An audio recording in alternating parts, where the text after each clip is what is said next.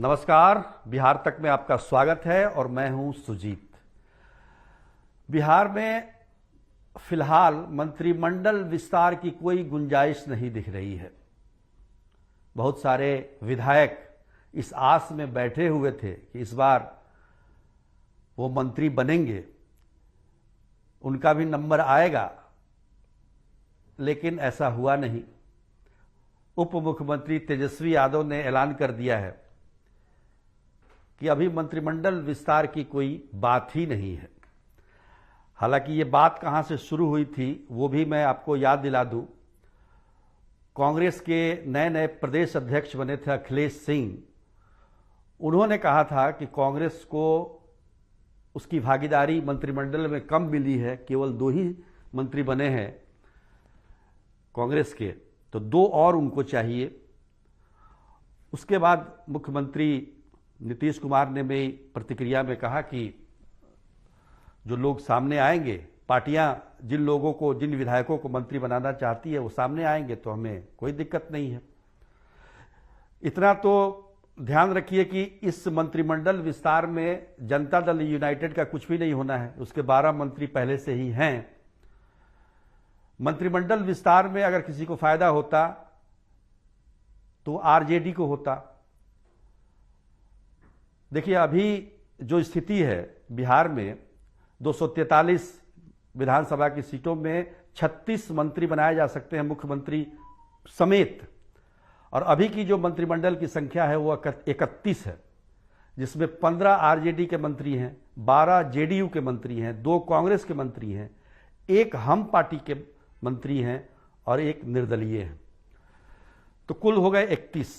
36 बनना है। 5 सीटें अभी भी खाली है, जिसमें से 2 सीटें मंत्रिमंडल में, 2 सीटें तो आरजेडी की है, जिसके 2 मंत्रियों को इस्तीफा देना पड़ा। एक सुधाकर सिंह को, जो कि कृषि मंत्री हुआ करते थे, और दूसरे कार्तिकेय सिंह को, जो कि कानून मंत्री थे, बाद में गन्ना मंत्री बनाए गए। तो 2 सीट तो पहले से ही ये माना जा रहा था, और बाकी 1 और सीट आरजेडी अपनी तरफ से कह रही थी कि उन्हें मिलना चाहिए। पर इन सब आशाओं पर तुषारापात हो गया। अब जो है मंत्रिमंडल का विस्तार कब होगा ये कहना मुश्किल है। अब तो बजट सत्र की शुरुआत हो रही है, उसके बाद फिर देखा जाएगा। ऐसा लगता है कि जब आरजेडी अध्यक्ष लालू प्रसाद यादव स्वस्थ होकर पटना लौटेंगे, उसके बाद ही कुछ गुंजाइश बनती है। वैसे भी कयास ये लगाए जा रहे थे कि 2 जो सीटें खाली हुई हैं आरजेडी की इस्तीफा देने के कारण, वो जिस कोटे की थी उस कोटे के उपयुक्त उम्मीदवार नहीं मिल रहे थे। यानी कि एक राजपूत कोटे के और एक भूमिहार कोटे के, ये भी एक पेच फंसा हुआ था। और साथ में अगर देखें तो कांग्रेस भी अपनी तरफ से एक अपर कास्ट को मंत्री बनाना चाहती थी, दूसरी तरफ एक अल्पसंख्यक को। अल्पसंख्यक पहले से ही 5 मंत्री हैं मंत्रिमंडल में, एक कांग्रेस की तरफ से भी आ जाते तो संख्या और बढ़ जाती। तो कुल मिलाकर जो मंत्रिमंडल का जो स्वरूप है उसको संभालने में दिक्कत हो सकती थी। इस वजह से इस मंत्रिमंडल विस्तार को टाल दिया गया है। कौन बीड़े के खोते में हाथ डाले। बहुत सारे विधायक जो हैं नाराज हो जाते।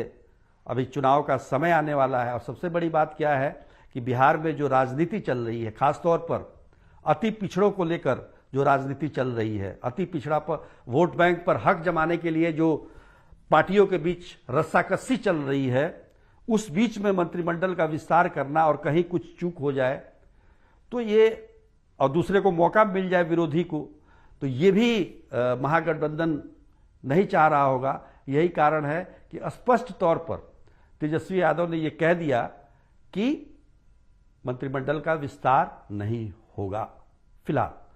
आगे का आप देखिए, चुनाव के समय तो नहीं होता है, चुनाव के बाद देखते हैं, लोकसभा चुनाव के बाद क्या स्थिति परिस्थिति बनती है उसके अनुसार ही होगा।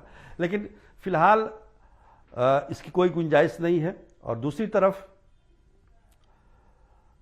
जो वोट बैंक की बात, जिस वोट बैंक की मैं बात कर रहा था, उसको अपने पाले में करने के लिए अब जो है, जो आयोग होता है, बोर्ड होते हैं, उसमें अध्यक्ष बनाए जा सकते हैं ऐसे ऐसे लोगों को, जिससे राजनीतिक लाभ उठाया जा सके।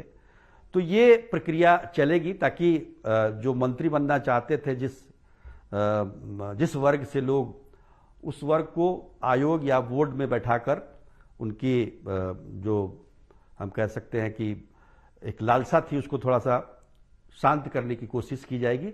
यही होगा, इसके अलावा और कुछ नहीं होना है। वैसे तो हम पहले से ही कह रहे हैं कि मंत्रिमंडल विस्तार की कोई गुंजाइश फिलहाल नहीं दिख रही है।